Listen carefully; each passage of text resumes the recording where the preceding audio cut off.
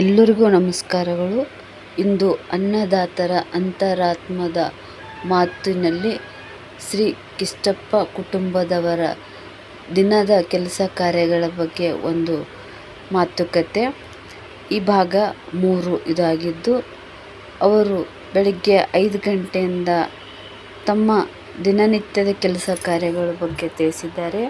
ಅದರಲ್ಲೂ ವಿಶೇಷವಾಗಿ ಗ್ರಾಮೀಣ ಭಾಗದಲ್ಲಿ ಇದ್ದು ಹೈನುಗಾರಿಕೆ ಮಾಡೋದು, ಅಂದರೆ ದನಗಳ ಹಾಲು ಮತ್ತು ಇಸ್ತ್ರಿ ಮಾಡುವ ಬಗ್ಗೆ ಮಾತಾಡಿದ್ದಾರೆ. ತಾವು ಕೇಳಿ. ಇಷ್ಟವಾದರೆ ಶೇರ್ ಮಾಡಿ, ಲೈಕ್ ಮಾಡಿ, ಸಬ್ಸ್ಕ್ರೈಬ್ ಮಾಡಿ. ನನ್ನ ಹೆಸರು ಚಂದ್ರಕಲಾ ಪಾಟೀಲ್ ಅಂತೇಳಿ. ನಾನು ರೈತರ ಅಂತರಾಳದ ಮಾತು ಅಂತ ಕಾರ್ಯಕ್ರಮ ಮತ್ತು ತಮ್ಮ ಹೆಸರೇನದ? ಕಿಷ್ಟಪ್ಪ.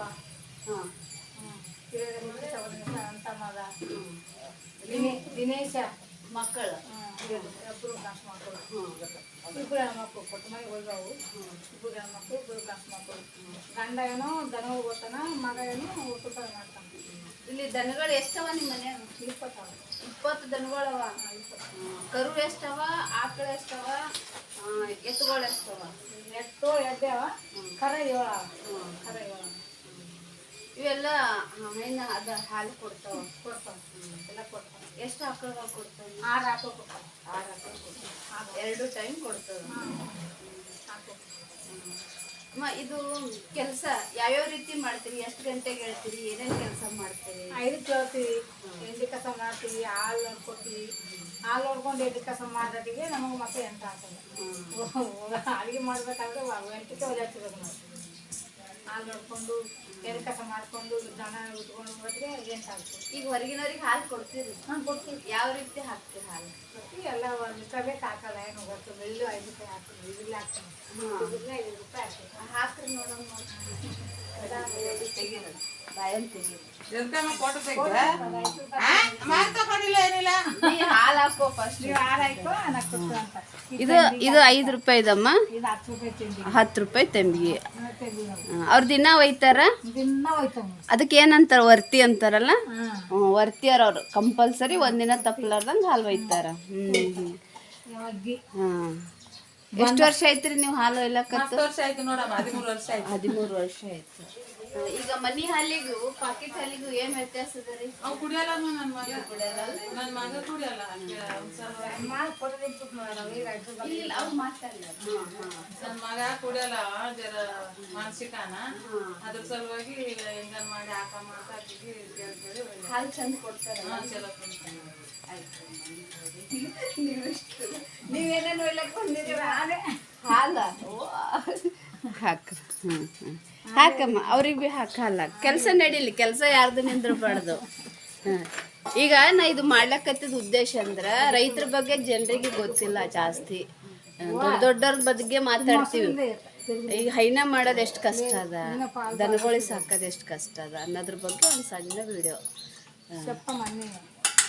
ನಾವು ಅವ್ರ ಬಲ್ಲೇ ತಗೋತೀವಿ ಹಾಲ.